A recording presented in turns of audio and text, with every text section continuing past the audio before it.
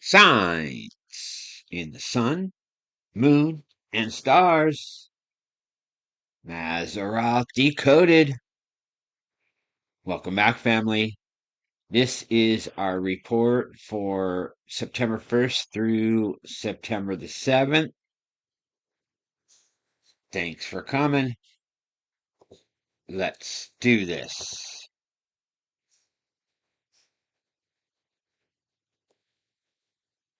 Okay, we're going to begin here. We're looking at Comet C 2025 K1 Atlas at the foot of Virgo. And we're looking at the alignment here, 1704 on meridian, aligned with the foot of Virgo. This is happening right after Mars enters the womb of Virgo, which is very important in our signs for the week. What we're looking at here is a very important sign within the constellation of Virgo. This is really a triple treat in the constellation. What we're going to do is we're going to be moving forward, and we're going to look at this comet, and then we're going to look at another comet entering into the constellation. So let's go ahead and move forward.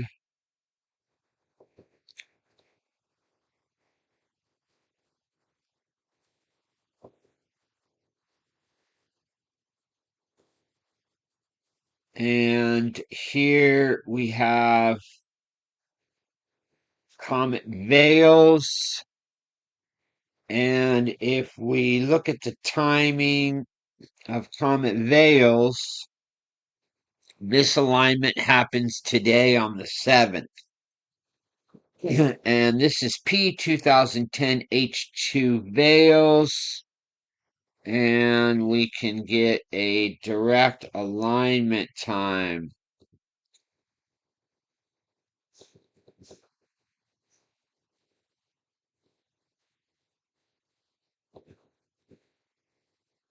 So we're looking at about 1:27 today on the 7th. This is Comet P 2010 H2 Veils aligning with the leg of Virgo. And then, as we said, on the 4th, we have the alignment with C 2025 K1 Atlas with the foot of Virgo. And these two comets are marking the constellation of Virgo at the time that Mars makes its entry into the womb of Virgo. So let's show that here.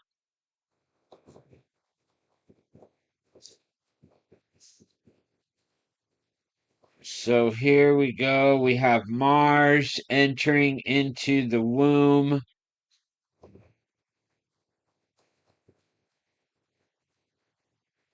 And here's our alignment.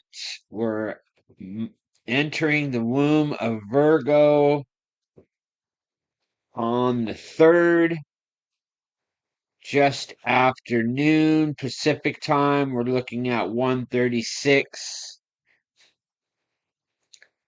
And if we scroll in, hopefully we can gain these comets back. So here we have Comet Veils, and we have Comet Atlas.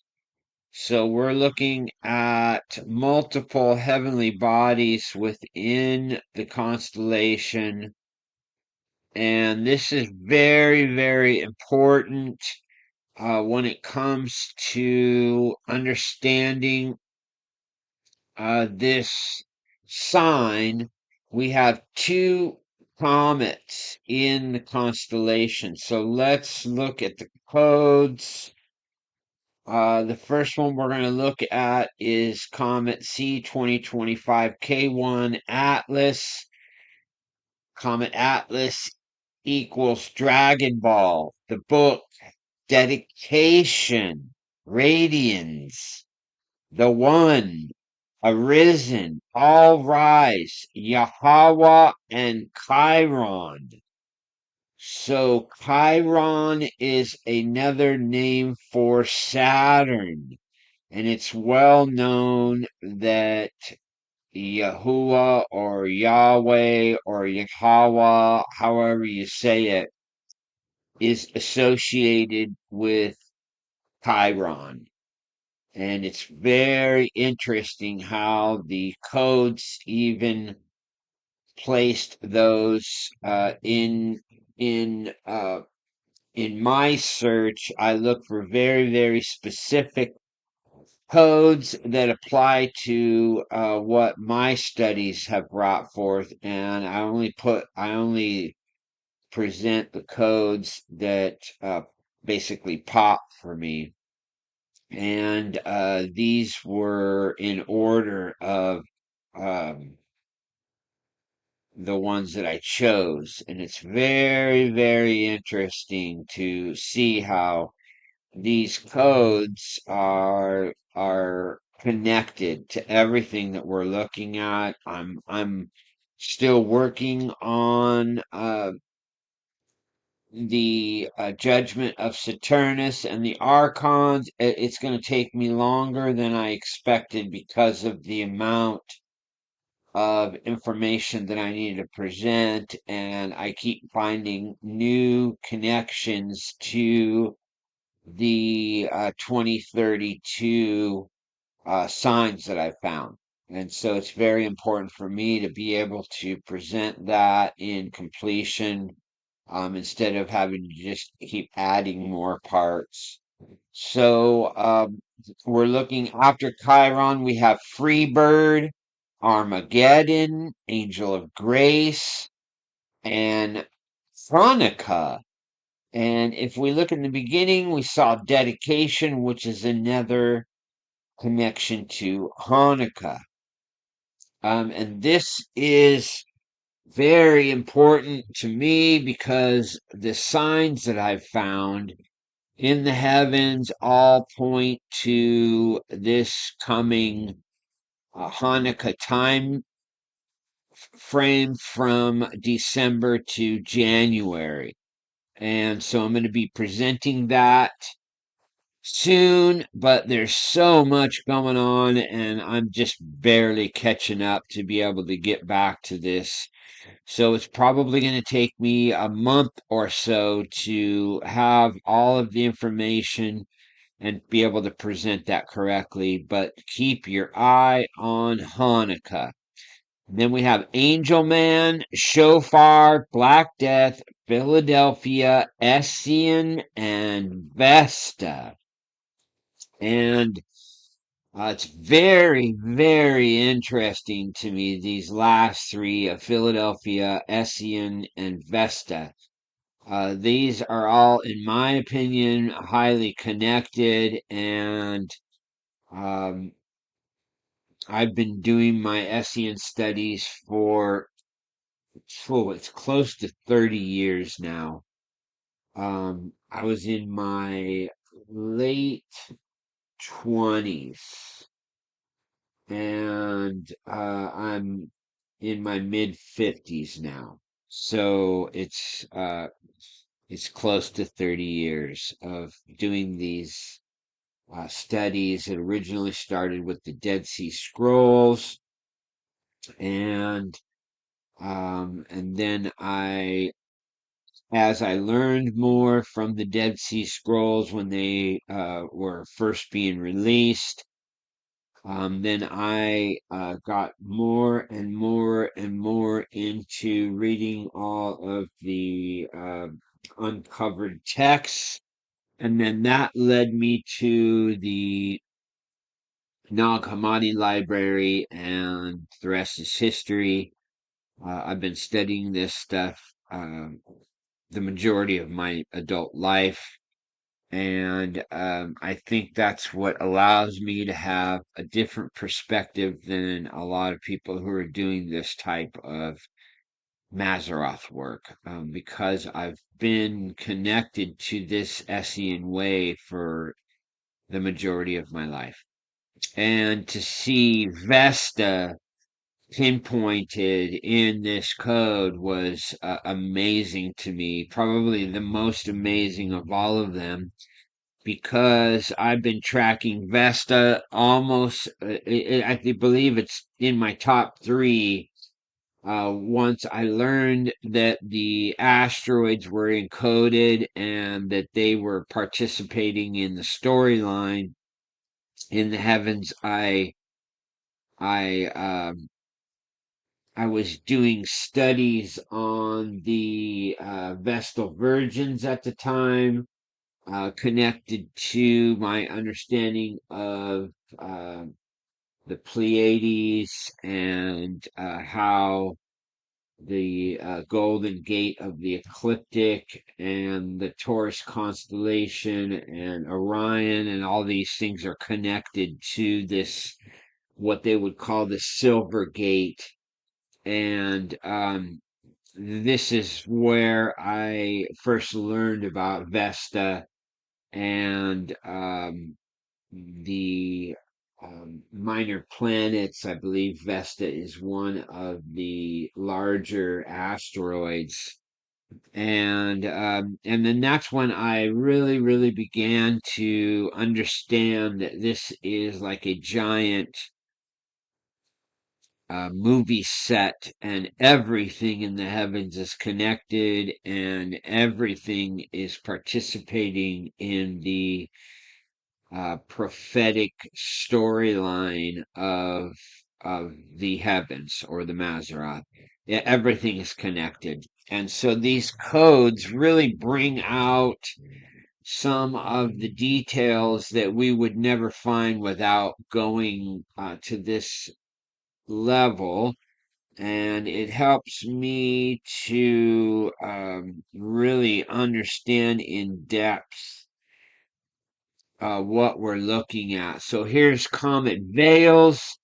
This is a September 7th alignment with Virgo. This is at the foot of the bride. And actually, this one is not the foot. This is actual alignment with the leg of Virgo. And Comet Veils equals Jesuit. See my life be returned. Okay. That one's very personal to me, because um, I feel, based on the things that I've gone through, I feel like I've been brought back from the dead, and I don't feel like I should be here, other than that I was kept alive to do this work, and to be here for my children. And so I've seen this work flourish, and now I have my daughter Lily, and I can just see how this has all been played out for me to accomplish what the Father had for me. So when I saw this in the codes, it was very personal to me. And then I, God, has holy number, Illuminati psyche, those that play God, spraying the skies, Yeshua's name in I name. And the name Jesse is Yeshi, or Yishe is the way that you would say it in Hebrew language, is Yishe. and it is essentially the same within Yeshua. And Jesse is the father of David. So there's a great connection there. And I thought that was really, really important. We also see the bride of God, my number, codes translated by I. In a memoir of Yeshua, I, Yeshua, am chosen, okay? The real name of God, Yeshua. Trinity, White Lion, Morpheus, Passover, Lion of Judah, Proverbs, and Mary Magdalena. So we have some very, very powerful codes associated with our signs in Virgo. We also have Mars that is directly in the womb. Let's go ahead and just quickly watch that transition of Mars through the womb. That's going to be ending on the 12th. And we'll take it back here to the 3rd. This is the transition of Mars through the womb of Virgo on the ecliptic. And if you're familiar with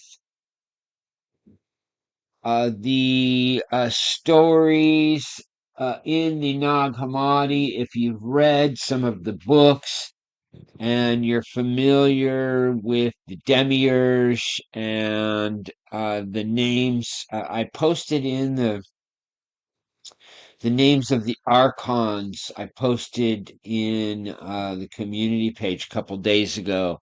If you're familiar with that story, or those stories, because it comes from multiple books, then you'll understand that Mars, the archon of Mars is Sabaoth, and he's the only archon that made it out of the lower realms and into the realm of the Aeons with Sophia, and with the help of Sophia, actually.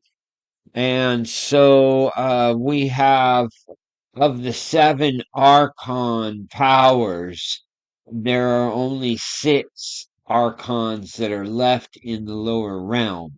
Mars is now associated with the higher realms.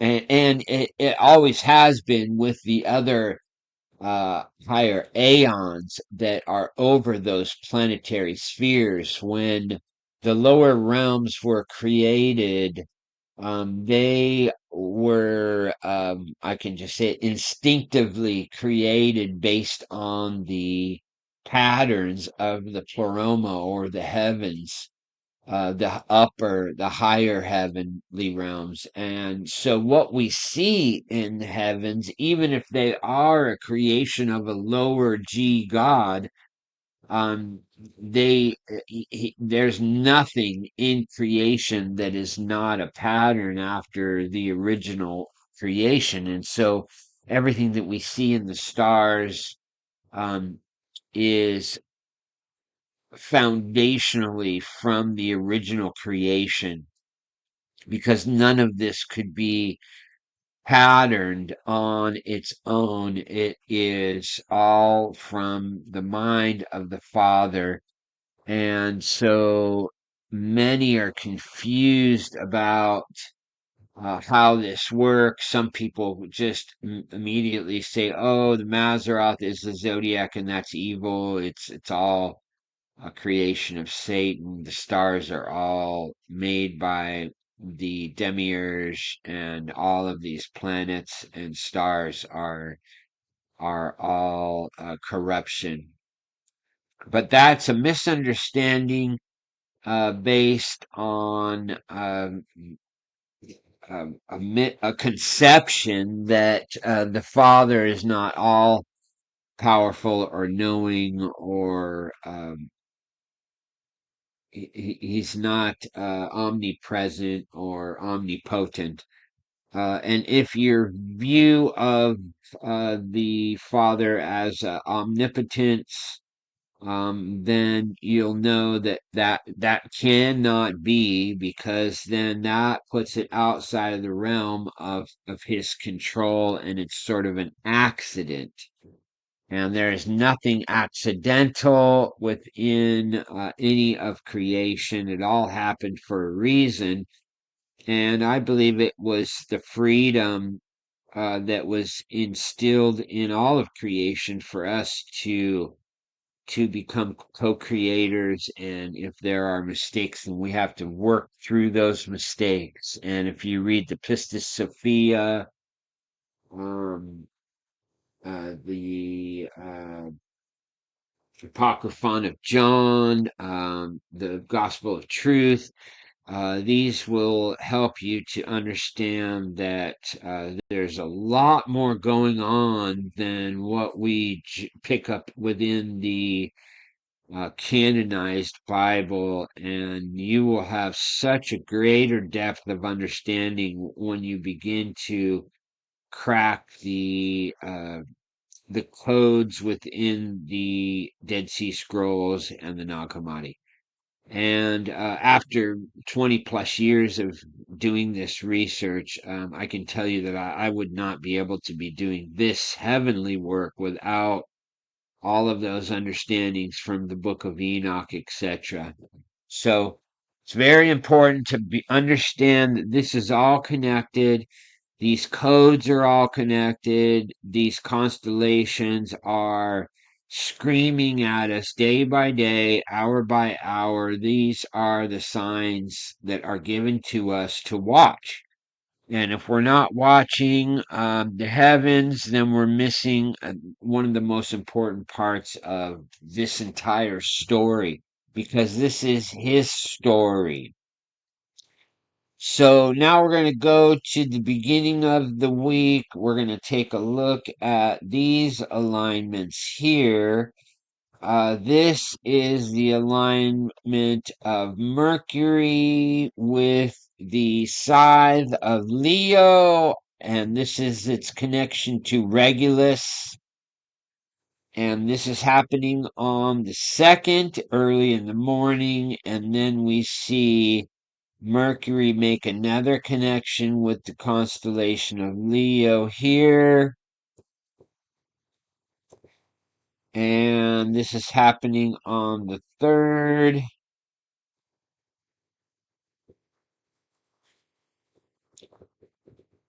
And then we see Mercury transition towards the sun.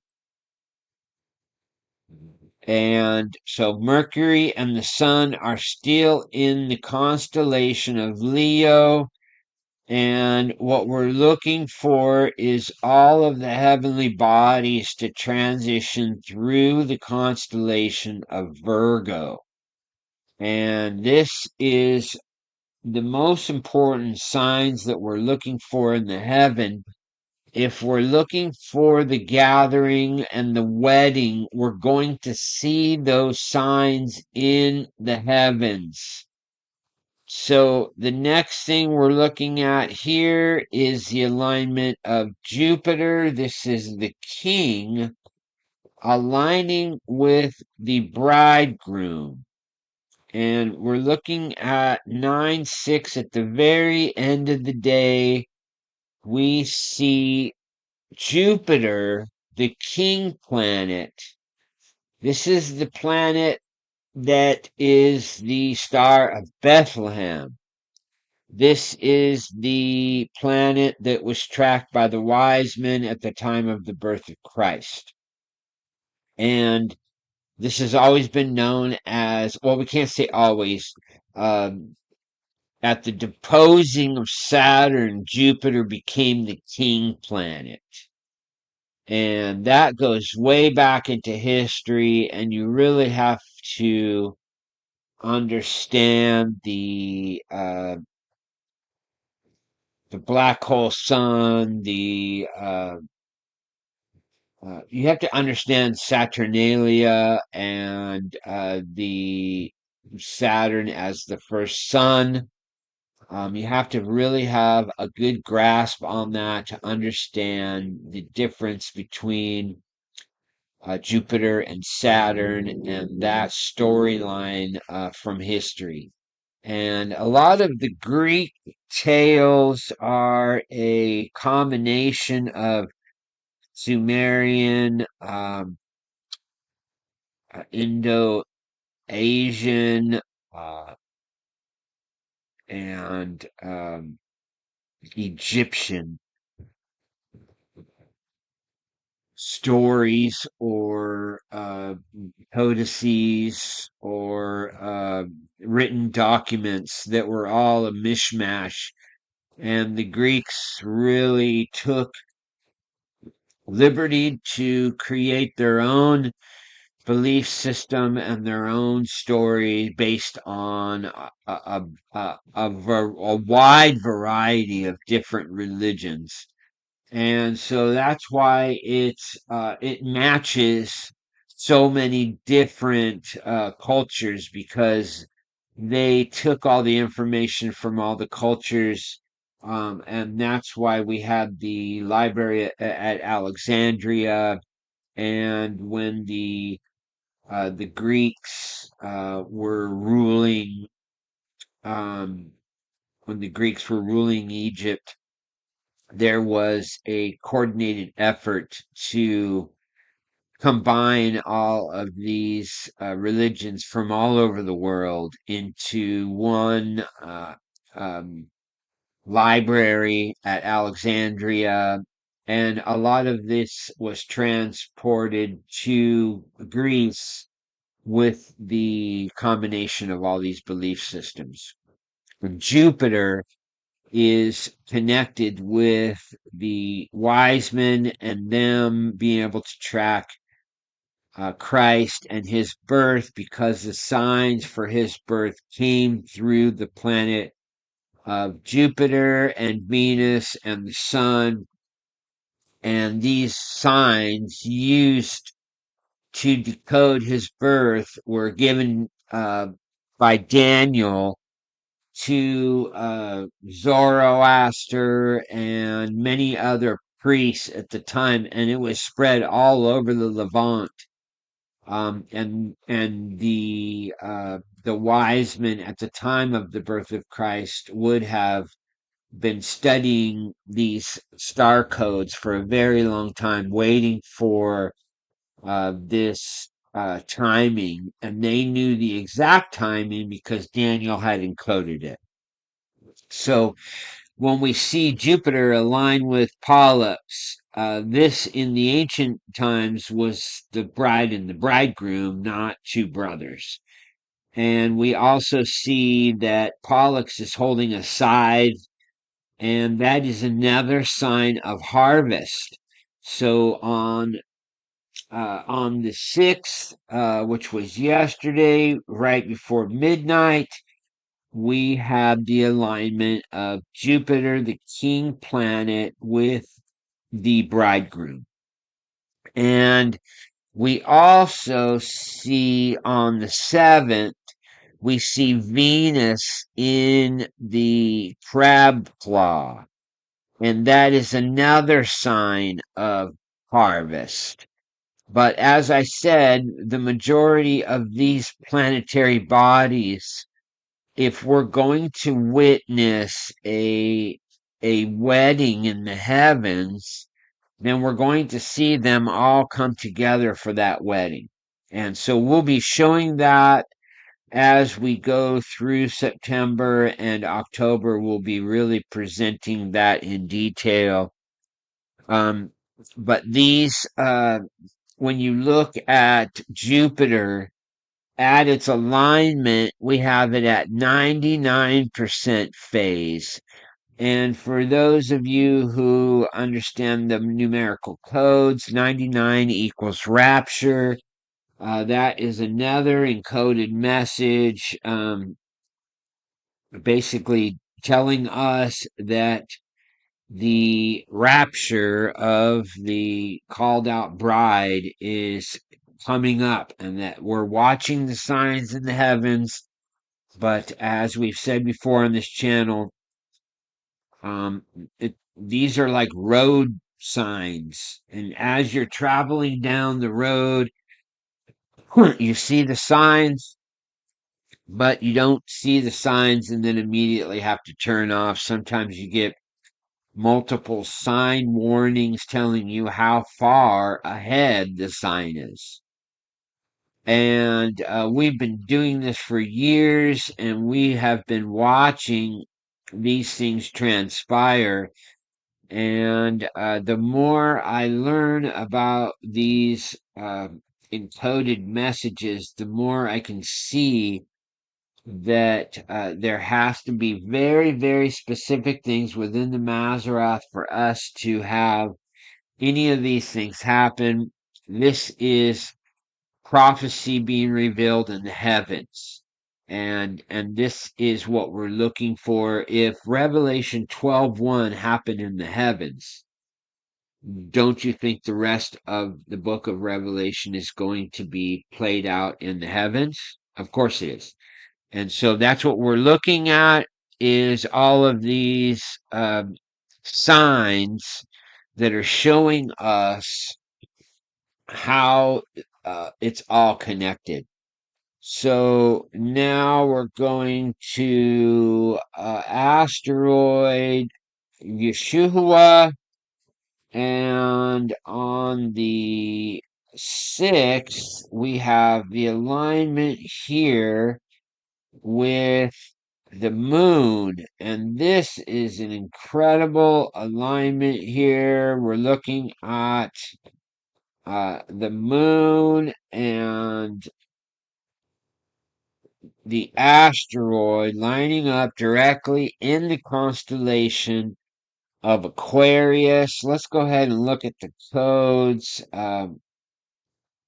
This is incredible to me because this doesn't usually happen. There's not a lot of occultations of these asteroids. So when they do happen, actually, this is not an occultation, it's a close approach.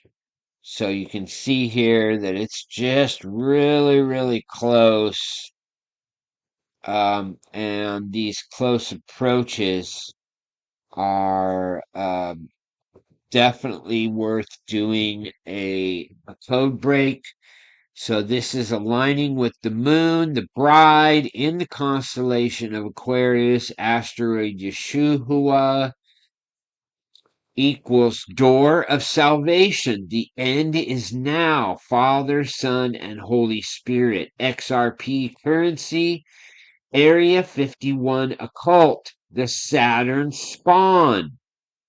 Hollywood unclean. You are Christ's vehicle. March 25th. Mega earthquake, Sodom. Noah sent out a dove. King of the universe, Jesus Christos. Jesus followers, signs in the sun, in the stars, Orion's belt secret, hacking the apocalypse, kingdom of heaven, tree of life, and the lotus flower. And boy, is that a loaded bunch of codes when it comes to understanding what we're looking at here. This is the asteroid representing Yeshua, and it is aligning here with the bride, the moon, in the water bearer. This is like a blessing poured out on the bride. And we can see how this alignment in Aquarius is speaking volumes because it's talking about Saturn, and Aquarius is ruled by the planet Saturn. And so we're looking at a very, very important sign being pointed out to us. Remember, we're looking at the bridegroom, and Yeshua is also considered the bridegroom. And we can see how when there is something that points to Yeshua, then we have him basically in control of the constellation.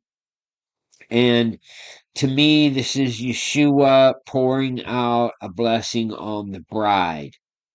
And this was a very, very important sign to me, because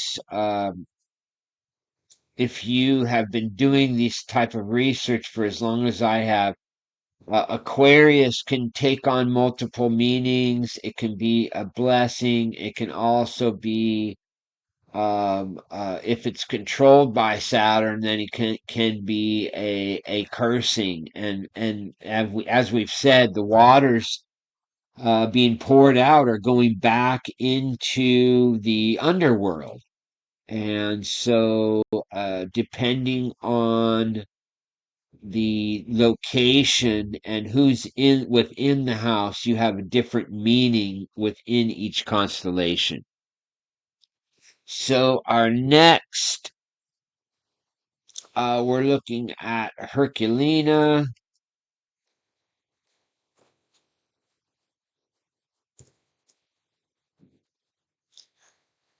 and we have Herculina aligned directly with the microscope. So again, this is very, very important, because this is sort of pointing us to taking a deeper look. And if we go to the codes, this helps us even more.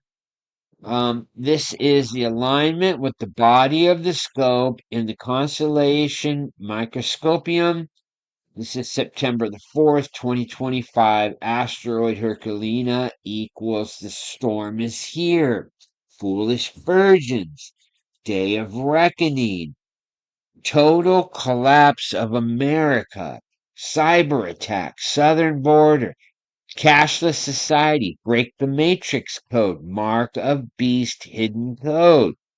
Causes desolation. Concentration camps. Black plague is next.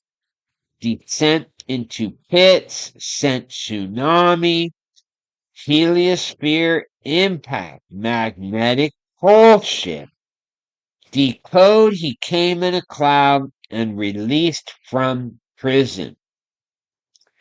This is a warning. And this is happening on the 4th of September. And this is happening again in the Microscopium constellation, speaking volumes to us to take a look. I just noticed this is 532. Um,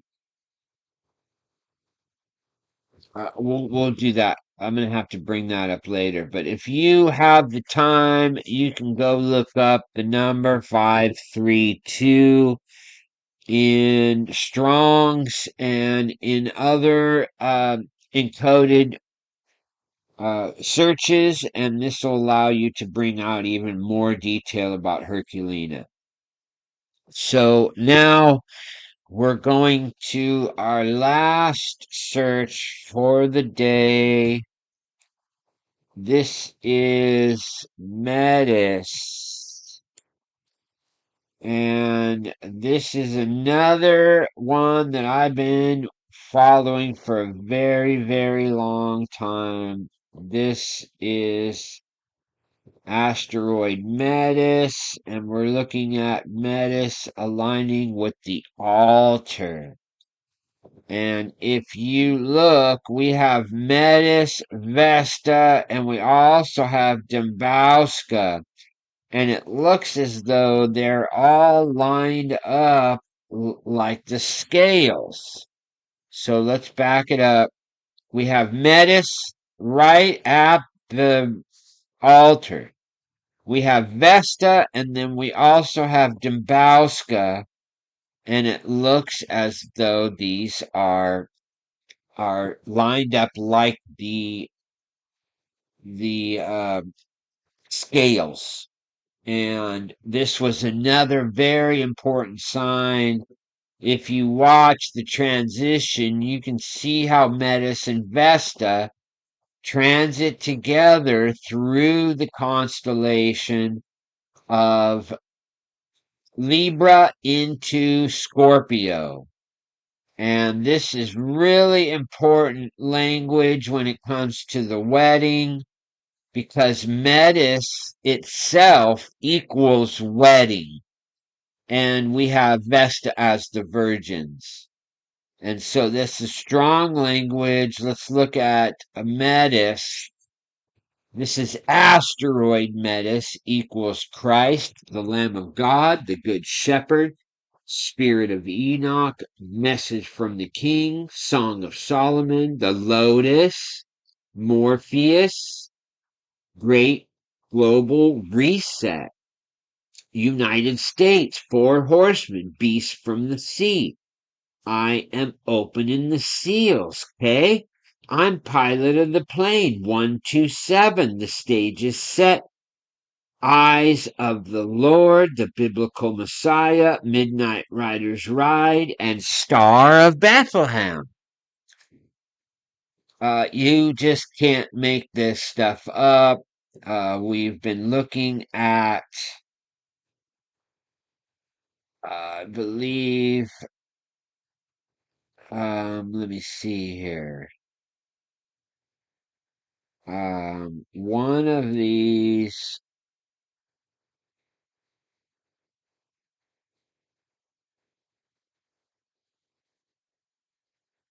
Okay, I'm looking for. We just here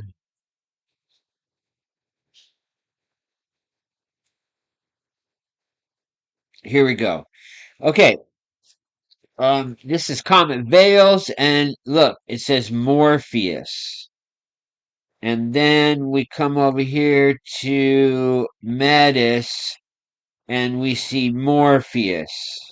And if you're familiar with the Matrix movies and the part that Morpheus plays, he's the one that awakens the one. And we are essentially the one.